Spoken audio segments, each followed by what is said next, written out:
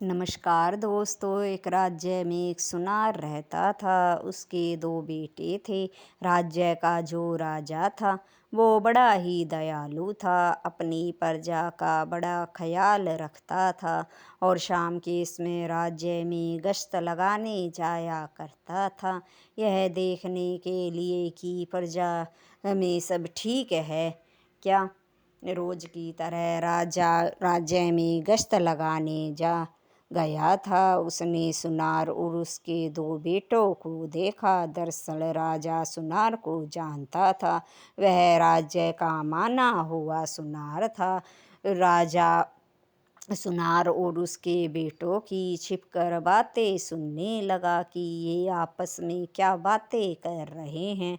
तब उसने सुना कि सुनार जो है अपने दोनों बेटों से कह रहा था कि अब वह बूढ़ा हो गया है और उसने दोनों को अच्छे से काम सिखा दिया है, तो अब हम ग्राहक को खुश करना और मुनाफा कमाना उनका काम है। फिर सुनार ने अपने बड़े बेटे से कहा कि तुम मुनाफा कैसे कमाओगे जिससे ग्राहक भी खुश रहें। तब उसके बड़े बेटे ने कहा कि पिताजी, मैं सोने में 25% की मिलावट करूँगा और ग्राहकों को दूंगा, जिससे ग्राहक भी खुश रहेंगे और मेरा भी मुनाफा होगा, क्योंकि आम आदमी को सोने की मिलावट के बारे में पता नहीं चलता है। सोने में मिलावट के बारे में तो केवल सुनार या जोहरी ही बता सकता है। तब सुनार ने अपने छोटे बेटे से कहा कि तुम क्या करोगे मुनाफे के लिए।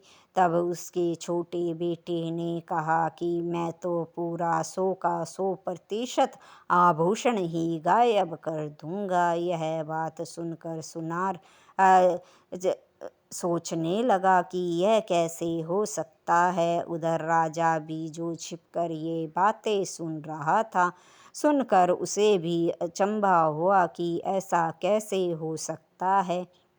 राजा महल वापस लौट आया और इसी बारे में सोचने लगा कि कोई सुनार 100% सोना कैसे बदल सकता है जिससे ग्राहक को पता भी नहीं चले।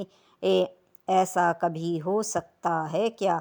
अगर कोई अपने सामने बैठकर सोने के आभूषण बनवाए तो भला सुनार उसमें रत्ती भर भी मिलावट नहीं कर सकता है। यह बात राजा सोच रहा था। फिर राजा ये सोचने लगा कि ऐसा क्या किया जाए कि सुनार के बेटे की बात झूठी साबित हो सके। फिर राजा को ख्याल आया कि राजा के ज्योतिषी ने उन्हें एक बार सिंहासन में शेर की मूर्ति सोने की लगवाने के लिए कहा था, जिससे राजा की मान प्रतिष्ठा बढ़ेगी और उसका पराक्रम हमेशा बना रहेगा। राजा ने अब तक वह मूर्ति लगवाई नहीं थी। राजा ने सोचा कि मैं ही सुनार के बेटे से शेर की मूर्ति बनवा लेता हूँ, तभी उसकी सच्चाई का पता चल जाएगा।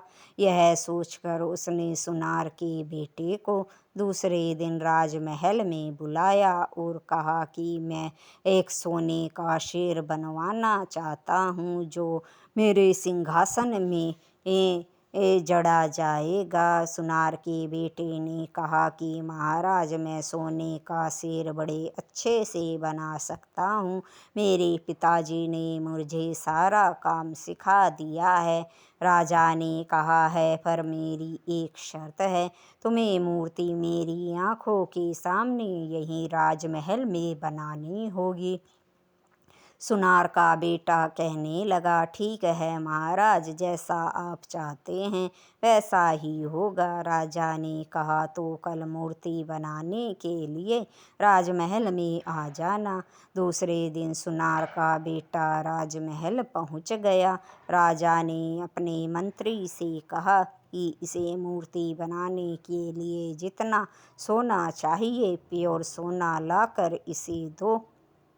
मंत्री सोना ले आया। सुनार का बेटा मूर्ति बनाने बैठ गया।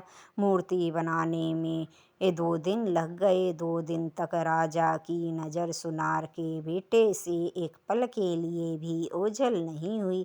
अगर राजा उठकर कहीं गया तो अपने मंत्री को सख्त हिदायत देकर गया कि एक पल के लिए भी इस सुनार के ऊपर से नज़र नहीं हटनी चाहिए, ताकि ये कोई हेरा फेरी न कर सके। ऐसा ही हुआ।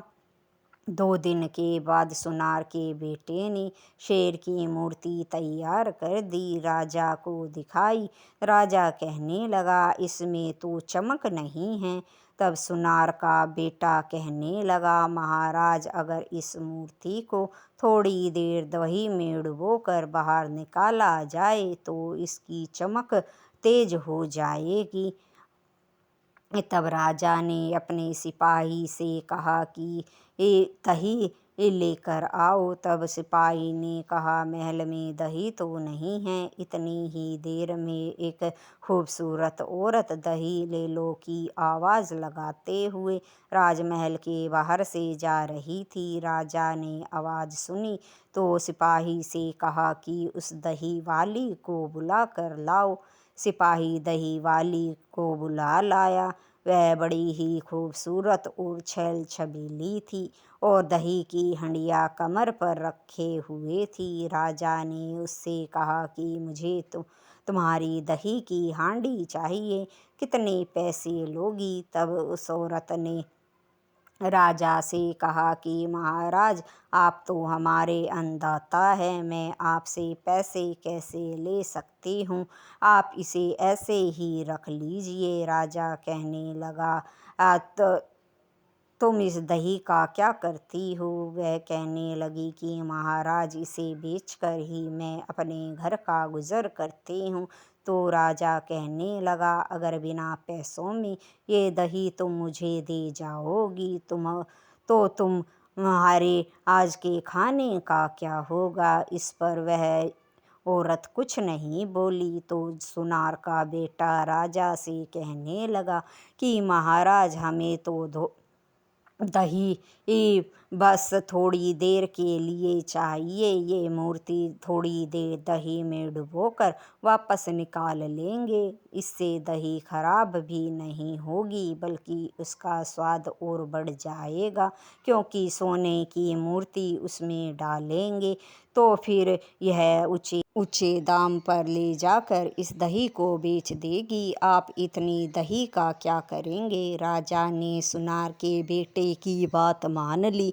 फिर उस सुनार के बेटे ने उस औरत से दही की हांडी ली और सोने की शेर की मूर्ति उस हंडिया में डुबो दी। थोड़ी देर के बाद उसने वो मूर्ति निकाल ली। वह बिल्कुल चमक रही थी। राजा उसे देखकर हैरान हो गया कि इसमें तो बहुत चमक आ गई है। दही की हंडिया लेकर वह औरत वहाँ से चली गई। फिर राजा ने कहा कि अब तुम इस शेर की मूर्ति को मेरे सिंहासन में जड़ दो। तब सुनार का बेटा कहने लगा कि महाराज, मुझे इसे सिंहासन में जड़ना नहीं आता। ये काम मेरे पिता ने मुझे अभी नहीं सिखाया है। ये काम तो कोई बड़ा माहिर सुनार ही कर सकता है। राजा ने कहा, ठीक है, तुम्हारा मेहनताना बता दो, कितने पैसे हुए? तब सुनार का बेटा कहने लगा, महाराज, कोई बात नहीं, आप मूर्ति देखकर खुश हुए, मेरे लिए यही बहुत है।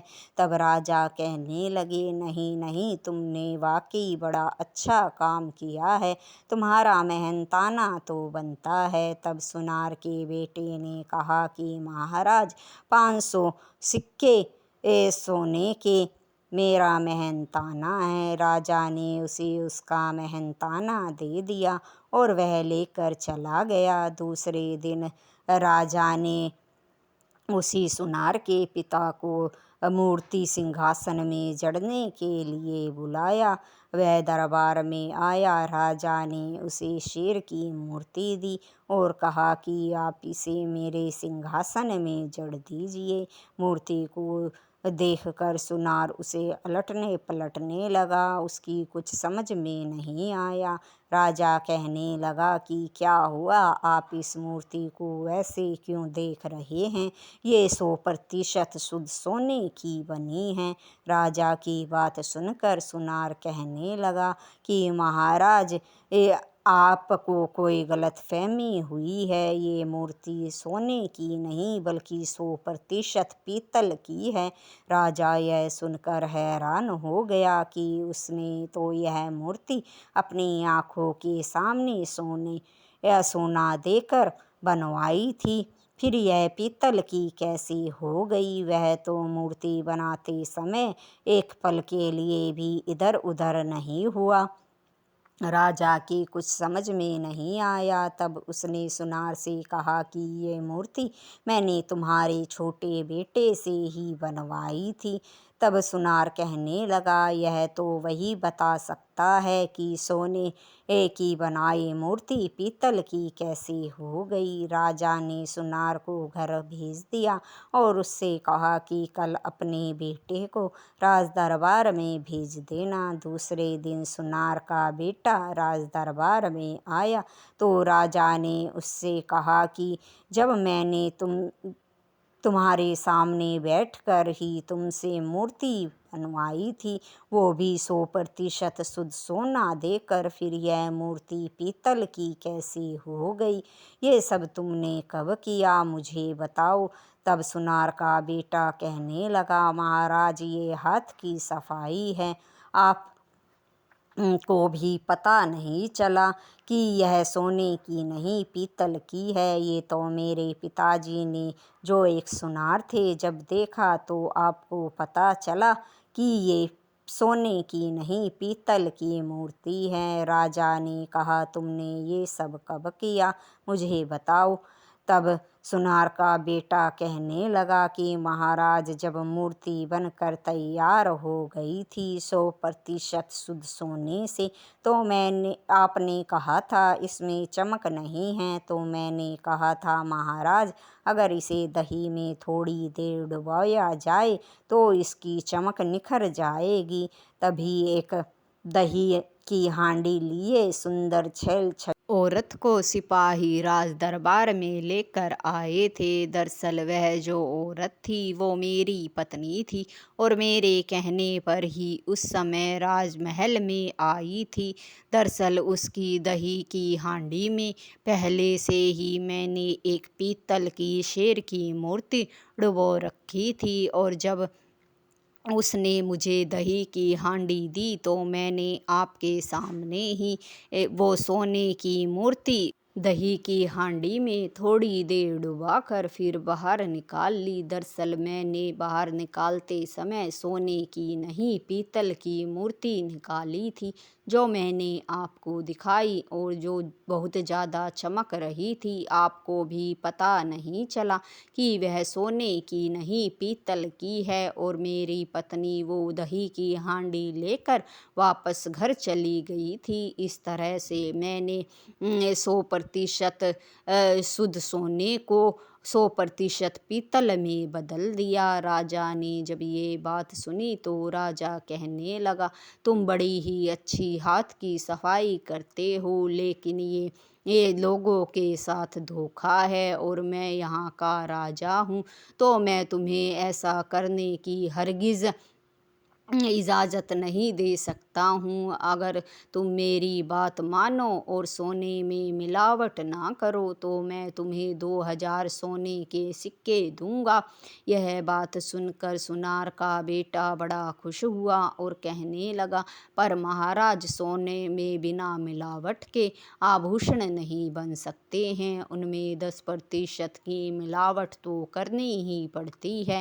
राजा ने दरबार में बैठे और जोहरियों और सुनारों की तरफ देखा तो उन्होंने हाँ में सिर हिलाया।